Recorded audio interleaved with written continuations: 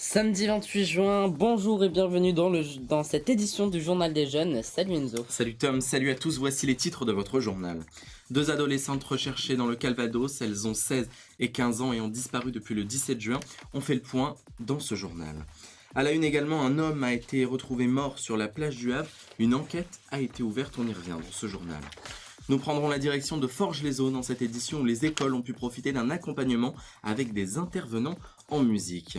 Vos rendez-vous dans ce journal, les actus nationales de Tom. On parle de quoi Tom aujourd'hui? Alors, on parle D'une loi tabac, de l'intoxication alimentaire dans l'Aisne. Et enfin pour le JT des sports, on parle de l'euro féminin et de la boxe. Voilà pour les titres, bienvenue à tous et on évoque d'abord cette disparition des deux adolescentes dans le Calvados. Deux adolescentes sont portées disparues dans le Calvados depuis le 17 juin. Il s'agit d'Héloïne Montier, 16 ans, originaire de Troarn, et de Chana Bunel, 15 ans, habitante d'Amfreville. Les deux jeunes filles auraient quitté leur domicile avec quelques affaires personnelles et pourraient avoir pris un train à Caen, possiblement en direction de la région parisienne. Depuis, aucune nouvelle. La gendarmerie lance un appel à témoins. Si vous avez la moindre information, contactez le 02 31 15 07 28 ou composez le 17. Drame sur la plage du Havre, un jeune homme de 20 ans a été retrouvé décédé ce dimanche 22 juin au petit matin aux abords du rivage. Selon les premiers éléments, il s'agit d'un homme qui aurait quitté un groupe d'amis après avoir célébré la fête de la musique pour aller se baigner seul. Il a été découvert inanimé vers 5h30. Les secours sont rapidement arrivés sur place mais n'ont rien pu faire pour le réanimer. Son frère, présent au moment des faits, était en état d'ébriété avancé et il a été entendu. Une enquête a été ouverte donc pour comprendre les circonstances précises de ce décès. Le Havre entame l'été avec son traditionnel événement Un été au Havre. Cette 9e édition d'Un été au Havre démarre aujourd'hui. Œuvres contemporaines dans l'espace public, parcours artistique en ville. Le rendez-vous est devenu incontournable. Début juillet, place aux grandes voiles avec l'arrivée des voiliers historiques sur les bassins du port. À Forges-les-Eaux, les écoles primaires se retrouvent cette année sans intervenants extérieurs pour les ateliers de musique. Un manque de moyens et de disponibilité qui prive les élèves d'éveil musical. L'école de musique active du Pays de Bray, partenaire habituel, n'est pour l'instant pas intervenue. Les enseignants s'inquiètent, les parents se mobilisent. La mairie annonce une réunion avec les acteurs culturels et locaux pour tenter de rétablir ces interventions dès la rentrée prochaine.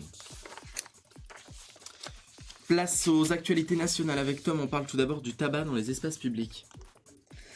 En effet, Enzo, dès demain, fumer sur les plages, dans les parcs ainsi que sous les abris de bus sera interdit.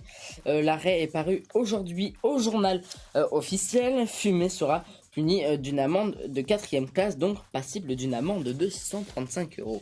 On revient maintenant sur ces intoxications dans l'Aisne dont nous parlions la semaine dernière. Oui, nous ne savions pas quelle bactérie était en cause de cette intoxication. Eh bien, le résultat des analyses est tombé. Il s'agit de la bactérie E. coli. À l'heure qu'il est, 11 personnes restent hospitalisées et 14 ont pu quitter l'hôpital. Plusieurs boucheries avaient été contaminées la semaine dernière. Et Tom, ce week-end, il va faire chaud. Et oui, 53 départements sont placés en vigilance orange ce dimanche. A noter que sur ces départements, la température s'approchera des 34 à 8 degrés. Heureusement, nous ne sommes pas concernés par cet épisode, enfin pour l'instant. Donc voilà pour l'essentiel de l'actualité nationale. Le JT des sports maintenant et on commence avec du football féminin. Oui, je vous parle de l'équipe de France féminine car les Françaises ont terminé leur préparation pour l'Euro 2025 contre l'équipe du Brésil. Résultat du match 3-2. Au tout début du match, les Françaises étaient menées à 2-0, mais elles ont tout de même réagi et se sont tout de même imposées. Il y a la boxe maintenant. Le Français Christian Lee a renversé son adversaire, le Polonais Maciej Zulski, dès le premier round au Québec, au Canada, ce qui a permis au boxeur français de remporter sa 29e victoire. Il devient le challenger du champion du monde. Celui-ci n'est pas encore connu. Merci Tom, c'est la fin de ce journal réalisé dans certaines conditions particulières. Merci Tom et merci à vous de l'avoir suivi. On se retrouve très vite sur YouTube, Spotify, Amazon et notre site internet radioactionjeune.fr. Passez une très belle journée.